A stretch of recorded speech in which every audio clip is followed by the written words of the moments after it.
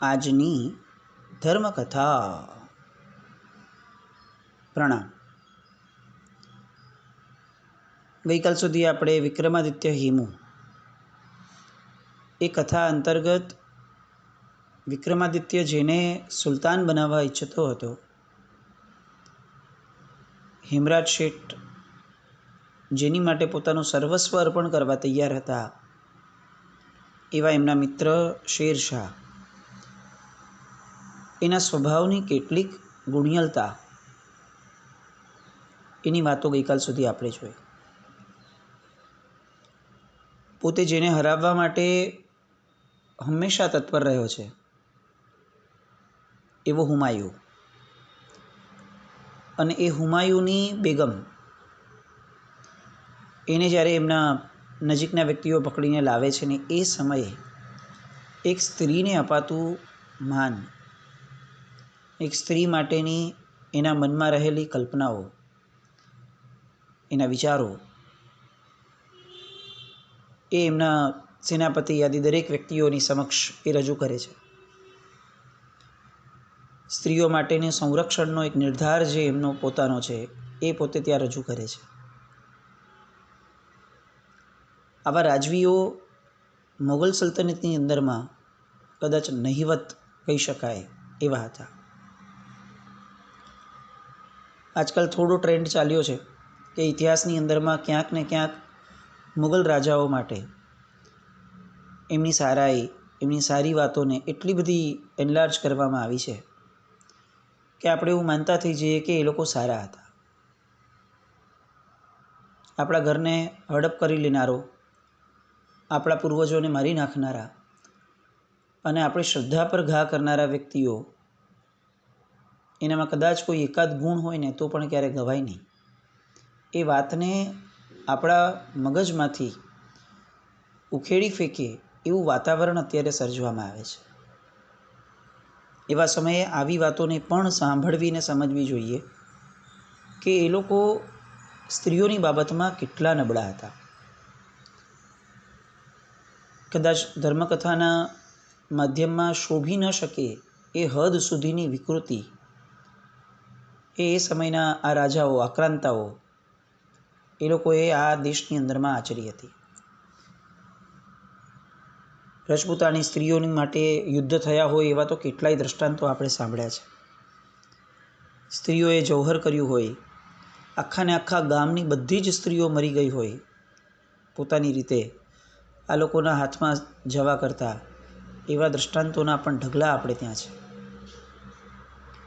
સ્ત્રી એ પોતાના શિયળ માટે શું ન કરી શકીએ એ વાત આર્ય સંસ્કૃતિ, હિન્દુસ્તાન એના લોહીમાં હતી. આજે પરિસ્થિતિઓ બદલાણી. આજે કદાચ સૌથી નિમ્ન સ્તરની સ્ત્રીની કિંમત, સ્ત્રીને જેની કિંમત છે એ છે એનું શિયળ.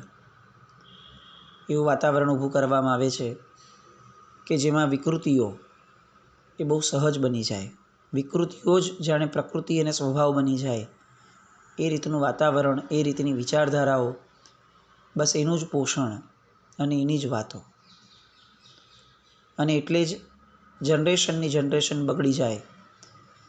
કદાચ એમ કહી શકાય કે આખું ને આખું ભવિષ્ય બગડી જાય એવી પરિસ્થિતિનું નિર્માણ એ આપણે અત્યારે નજર સમક્ષ જોઈ રહ્યા છે. શેરશાહ પેલી સ્ત્રીને અભયદાન આપે છે. તારા ભાઈનું ઘર છે એવું વચન એને આપે છે. પેલી જે થરથર કાંપતી સ્ત્રી હતી, બેગમ હતી હુમાયુની, એ અચરજ પામે છે, સ્તબ્ધ થઈ જાય છે. કલ્પના ન થઈ શકે એવો બહુમાન એને આ સમયે શેરશાહ માટે થાય છે. આંખમાંથી આંસુ પડી રહ્યા છે અને એવામાં જ એના હાથમાંથી નીચે કંઈક પડી જાય છે. શેરશાહનું ધ્યાન જાય છે અને તરત એ નીચે પોતે લેવા જાય છે. ત્યાં એને સમજાય છે કે હાથમાં એક કટારી હતી. શેરશાહ સામેથી પૂછે છે કે બેન, આ બહુ ભલી વાત હતી, બહુ પરાક્રમી વાત હતી તારી કે તારા શિયળની રક્ષા માટે અને તારા શિયળને જે ઘાત કરે એની માટે કટારી ઉઠાવવાની હિંમત જે તે કરી છે એ કાબિલે દાદ છે. જો દુનિયાની દરેક સ્ત્રી આવી રીતે પોતાના સંરક્ષણ માટે કટિબદ્ધ બની જાય, મરવા મારવા પર આવી જાય, તો કદાચ આ જગત સ્વર્ગ બની જશે. પણ પેલી સ્ત્રી બેગમ એમ કહે છે રડતા રડતા કે આ કટારી પડવાનું મૂળ કારણ એ નથી કે મેં આ કટારી મારા શિયળનો ઘાત કરનાર માટે આ રાખી હતી. આ કટારી તો મૂળ મેં એટલા માટે રાખી હતી કે કોઈ પણ વ્યક્તિ મારી નજીક પણ હવે આવશે તો હું મારી જાતને ખતમ કરી દઈશ. અને કહે છે કે અમે જે દેશથી આવ્યા છીએ એ દેશની અંદરમાં તો પુરુષોને 4 સ્ત્રીઓ રાખવાની છૂટ છે. અમે જે કોમને બિલોંગ કરીએ છીએ એ કોમની અંદરમાં શિયળ જેવી વસ્તુઓ એ એટલી ગાઢપણે અમને બાળપણથી ક્યારે શીખવવામાં નથી આવી. પણ છેલ્લા કેટલાક વર્ષોથી અમે અહીંયા હિન્દુસ્તાનમાં આવ્યા છીએ. અમારી દાસીઓ વગેરે એ અહીંયાની જ સ્ત્રીઓ હોય છે. અને એ બધાના જીવન જોઈને, એ બધાની વાતો સાંભળીને, એ બધાઓ પાસેથી કેટલાક સ્ત્રીઓના જૌહર વગેરે જે છે એની કથાઓ સાંભળીને અમે પ્રેરિત થયા. અને અમારી જેવી આવી કેટલીક બેગમો હુમાયુના અંતઃપુરમાં પણ તૈયાર થઈ કે હુમાયુ સિવાયની એક પણ વ્યક્તિ જો સ્પર્શ પણ કરે એ પહેલાં મરી જવું એ વધુ સારું. આ દેશની આ ગરિમા છે. આ દેશની સ્ત્રીઓ એ આવી પરાક્રમી અને શિયળવંતી હોય એ તો ખરું જ, પણ આ દેશની બહારથી આવેલી સ્ત્રીઓ જે આ દેશમાં પણ રહી હોય થોડી ઘણી પણ, એના મનમાં પણ શિયળ પ્રત્યે આવો સદભાવ જાગે. આ દેશની માટી, આ દેશનું વાતાવરણ, આ દેશમાં રહેલા પૂતગલો, આ દેશમાં રહેલી વિચારધારાઓ એ એટલી સક્ષમ હતી કે એક સ્ત્રી માટે પોતાનું જે શ્રેષ્ઠતમ ધન છે પોતાનું શિયળ, એની કિંમત અદ્ભુત રહેતી. અને એને એ કિંમત ચૂકવવા માટે કોઈ પણ કિંમત આપવાની એની તૈયારી રહેતી. આ એવો દેશ હતો. કમનસીબ છે કે આપણે શબ્દ એવો વાપરવો પડે છે કે આવો દેશ હતો. શેરશાહ એને વાત કરે છે કે તમે તમારા ઉજ્જવળ કુળની અંદરમાં તમે જેને વર્યા છો એ બાબરની નાનીનો એક પ્રસંગ આજે મારે તમને કહેવાનું મન થાય છે. આ બાબરના નાનીને પણ તમારી જેમ સામો રાજા જીત્યો અને એના માણસોએ પકડી અને રાજાને સોંપી. રાજાએ એ રાત્રિએ પોતાના મંત્રી માટે એને ભેટ તરીકે આપી. એનું નામ ઈશાન દૌલત બેગમ. બીજો દિવસની સવાર થઈ અને અચાનક જ રાજમાર્ગ ઉપર કોઈ એક સ્ત્રી એક મળદાને લઈને ખેંચીને આવી રહી હતી. ચકચાર જામી, લોકો ભેગા થઈ ગયા. રાજાને તેડું ગયું કે કંઈક અલગ દ્રશ્ય સર્જાયું છે. રાજા સ્વયં આવ્યો અને ત્યારે આ ઈશાન દૌલત બેગમ એ પેલા મંત્રીનું મળદું લઈ ઢસડતી રાજ દરબાર તરફ આગળ વધી રહી હતી. રાજા આવ્યા, એની સામે ફેંક્યું મળદું અને કહ્યું કે મારા શિયળને સ્પર્શ કરવા માટે આ નરાધમ મારી નજીક આવી રહ્યો હતો. મારી કટારીનો ઘા બન્યો છે અને આ લો, આ તમને સોંપ્યો. હવે તમારે મારું જે કરવું હોય એ તમે કરી શકો છો, પણ એક વસ્તુને બહુ સ્પષ્ટ સંદેશો સમજજો કે મારા શિયળની માટે હું મરી શકું છું એમ મારી પણ શકું છું. શેરશાહ કહે છે તમે બાબરને જેને આવા ધાવણ પાયા છે એવી વ્યક્તિને વર્યા છો. તમારામાં પણ આવું શુરાતન જાગે એવું હું પણ ઈચ્છું છું. આજે જે કટારી તમે સ્વ હત્યા માટે રાખી હતી એ કટારીને સામા પક્ષે બીજાને ચલાવવા માટે પણ વાપરતા થજો તો કદાચ બાબરની પત્ની આ ઈશાન દૌલતના વંશની આગળ ધપાવનાર સ્ત્રી અને શેરશાહની બેન, એ બધા પદને શોભાવનારા તમે બનશો. પેલી સ્ત્રી ધ્રુસકે ધ્રુસકે રડે છે. આજ સુધી આવો વ્યક્તિ સાંભળ્યો પણ નથી કે જે પોતાના દુશ્મનના વંશની આટલી પ્રશંસા કરે.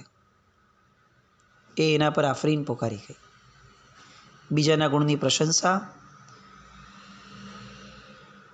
એ આવા સુલતાનના મોઢેથી એ સાંભળી અને રડવા લાગી. એને જોઈ અને શેરશાહ એને બહુ સરસ વાક્ય કહે છે કે બીજાના ગુણની પ્રશંસા એ બીજાનું ભલું કરે કે ન કરે બેગમ સાહેબ, એ પોતાનું ભલું સૌથી પહેલાં કરે છે. તમને એવું લાગે છે કે હું બહુ જ ગુણિયલ છું, બહુ પરોપકારી છું, એવું નથી. મને મારા મિત્રએ શીખવાડ્યું છે કે આપણે ભલું કોઈ પણ વસ્તુ કરીએ છીએ, ભલે બીજાનું હોય, તેમ છતાં સૌથી પહેલાં એ આપણી ભલાઈ માટે છે. હું મારા સ્વાર્થ માટે સારો રહું છું, કારણ કે હું સારો રહીશ એ મારો સ્વાર્થ છે. એનાથી બીજાને ફાયદો થાય તો એ ભલે, પણ આ સૌથી પહેલાં મારો સ્વાર્થ છે. એટલે આમાં મને કોઈ મહાનતા નથી દેખાતી, કારણ કે હું તો મારા સ્વાર્થ માટે જ સારો રહું છું. ઇતિહાસમાં એક અજોડ કહી શકાય એવો આ એક પ્રસંગ બન્યો. ક્યાંય નોંધ ન આવી, આપણને ભણાવવામાં ન આવ્યું, કારણ કે આવું બધું ભણાવી અને આપણા ચરિત્રને ઉજ્જવળ બનાવવા માટેની કોઈ નેમ જ આપણા ઇતિહાસકારોની હતી નહીં. પણ આવા પ્રસંગો ગવાવા જોઈએ. હેમરાજ શેઠ અને શેરશાહ, આ બંનેની જોડીની વાતો મૂળપણે આ કરવાના કેટલાક જે કારણો છે એમાંનું આ એક કારણ છે. જે વ્યક્તિનું કેરેક્ટર, ચરિત્ર એ ઉજ્જવળ નથી ને, એ વ્યક્તિનું ચારિત્ર એટલે કે એ વ્યક્તિનું એક્ઝિસ્ટન્સ એ ક્યારેય ઉજ્જવળ નથી થઈ શકતું. કેરેક્ટર ઉપરથી માણસ ઓળખાતો હતો. આજે એ સૌથી લીસ્ટ પ્રાયોરિટીમાં વહી ગયું. ઘણી નબળી વાતો આજે આપણે જોઈ રહ્યા છે, આપણે સમજી રહ્યા છે.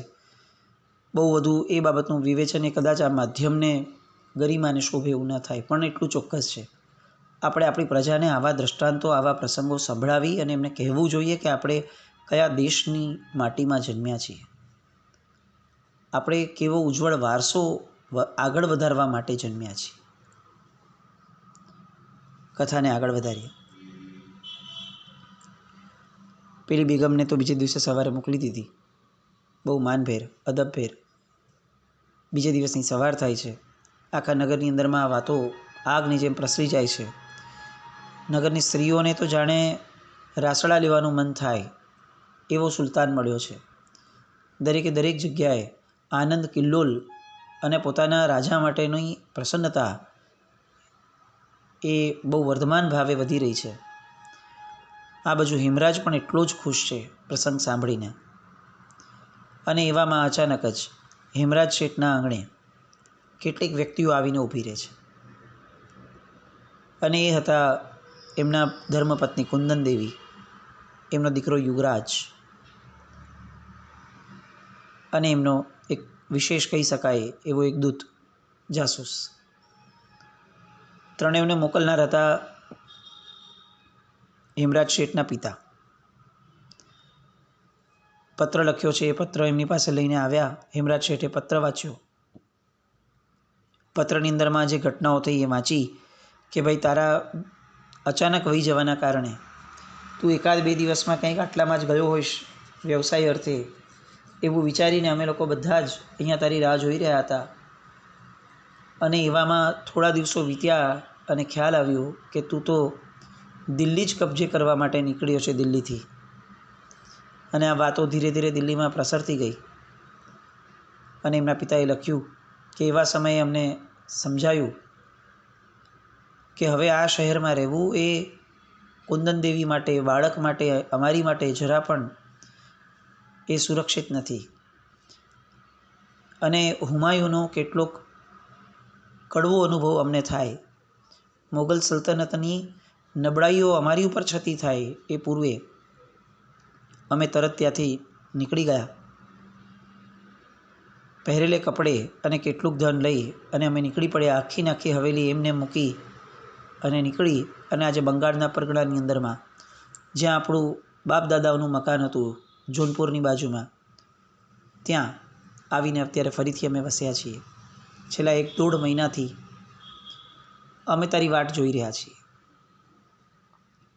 પિતાજીએ લખ્યું છે કે મને જ્યારે ખબર પડી કે મારો દીકરો એ ફરીથી રાજકારણના અને દુનિયાના ફેરામાં પડી ગયો છે, ખૂની રાજદ્વારી શતરંજનો ખિલાડી બની ગયો છે,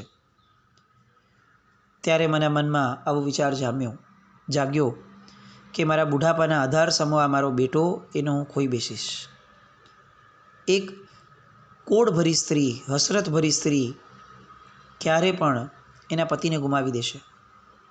એક ખીલતી કડી જેવો પુત્ર એના પિતાને કદાચ નજરે પણ નીરખી નહીં શકે.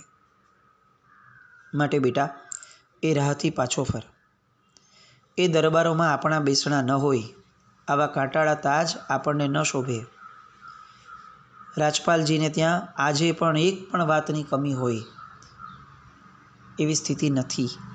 માટે પુત્ર, આવી રીતે જાનને જોખમમાં રાખી અને એવા કાર્યો ન કર કે જેના કારણે તારો પરિવાર એ તારાથી વિખૂટો પડી જાય. શેરશાહ સામાન્યપણે મળવા આવ્યો હતો હિમરાજને. હિમરાજે પત્ર એમને સોંપ્યો. શેરશાહે પત્ર વાંચ્યો, આંખમાં આંસુ આવ્યા અને આ આખી ઘટનામાં મૂળ જાણે શેરશાહ પોતે જ છે એવું એને લાગવા લાગ્યું. મારા કારણે જ આ આખી બધી વસ્તુઓ ઊભી થઈ. અને એને બહુ અદબભેર, માનભેર કુંદનદેવી વગેરેને બોલાવે છે. કુંદનદેવી બાજુના ઓરડામાં જાય છે. યુગરાજ એટલે કે હિમરાજના પુત્ર શેરશાહની સાથે બેસે છે, વાતો કરે છે. અને આ બાજુ હિમરાજ શેઠ પોતાની પત્નીને મનાવવા માટે જાય છે. ઢીલા તો હિમરાજ શેઠ પણ પડી ગયા છે, કારણ કે આમ તો જે મેળવવાનું હતું એ મેળવી લીધું છે. આજે બંગાળની ગાદી મેળવી લીધી છે અને દિલ્હીનો રાજા જે છે એ એટલો બધો ઢીલો પડી ગયો છે કે હવે એને ખતમ કરવો એ કંઈ બહુ મોટી વસ્તુ નહીં ગણાય. એટલે આમ તો પોતાનું કામ પાર પડ્યું છે, એટલે પોતે પણ મનમાં વિચાર કરે છે. કુંદનદેવી સાથેની વાતચીતો પછી નિર્ધાર કરે છે. કુંદનદેવીની મનઃસ્થિતિ એ જાણ્યા પછીથી એ વિચાર કરે છે કે હવે મારે પિતાજીએ જે કહ્યું છે એ પ્રમાણે મારે ફરીથી મારું સામાન્ય જીવન શરૂ કરવા માટે, એક વ્યાપારી તરીકેનું, વાણિયા તરીકેનું જીવન શરૂ કરવા માટે મારે વહી જવું જોઈએ. આ નિર્ણય બહુ ભારે હતો હિમરાજ શેઠ માટે. કુંદનદેવી સાથેની વાતચીતમાં જ્યારે કુંદનદેવી એમ કહે છે કે વાણિયા તરીકે જીવન જીવો, કેમ ક્ષત્રિય તરીકે જીવો છો? ત્યારે હિમરાજ શેઠ એમ કહે છે કે આજે જ્યારે ક્ષત્રિયો પોતાનું ક્ષત્રિયપણું વિસરી ગયા હોય, જ્યારે બ્રાહ્મણો પોતાનું બ્રાહ્મણપણું વિસરી ગયા હોય, અને એ બધાના કારણે સમષ્ટિગત રીતે, સામૂહિક રીતે આખું ને આખું રાષ્ટ્ર જ્યારે પોતાની ગરિમા, પોતાનાપણું ભૂલી અને ગુલામીની માનસિકતામાં જીવતું હોય, એવા સમયે આ વાણિયાપણુંને, ફક્ત વાણિયાપણું ટકાવવા માટે હું મારું વાણિયાની જેવું જીવન જીવું અને મારી ક્ષમતાઓને હું પૂર્વમાં જે આરાધીને આવ્યો છું એવી વિચારધારાઓને તિલાંજલિ આપું, એ કેટલું ઉચિત છે. ઘણી ચર્ચાઓ થાય છે. કુંદનદેવી પણ પોતાની પેટ છૂટી બધી વાતો કરે છે, પોતાની પરિસ્થિતિ, મનઃસ્થિતિ સમજાવે છે. અંતે હિમરાજ શેઠ તૈયાર થાય છે ફરીથી ગામડામાં જઈ અને જીવન જીવવા માટે. પણ આ બધા જ વચનો, બધી જ વસ્તુઓ નિર્ણિત થાય અને આ વિચારોને આચારમાં મુકાય એ પહેલાં એક એવી ઘટના બને છે કે જે ઘટનાને કારણે હિમરાજ શેઠના નિર્ણયને બદલવા માટે સ્વયં હિમરાજ શેઠ તો તૈયાર થઈ જ જાય છે, પણ કુંદનદેવી પણ બહુ જ શુરાતનભેર એમને રજા આપે છે. આગળ ઘટનાઓ કઈ રીતે વળાંક લે છે અને એવી કઈ ઘટના બને છે કે જેના કારણે કુંદનદેવી, હિમરાજ શેઠનો પુત્ર યુગરાજ, શેરશાહ અને સ્વયં હિમરાજ શેઠ એ બધા જ કોઈ એક અલગ નિર્ણય તરફ આગળ વધે છે. એ ઘટના, એ પ્રસંગ, એ બધાને ફરીથી માણવા માટે આવતીકાલે મળીએ. જીનાકના વિરુદ્ધ કંઈ પણ બોલાયું તો મિચ્છામિ દુક્કડમ. જૈનમ જયતિ શાસનમ.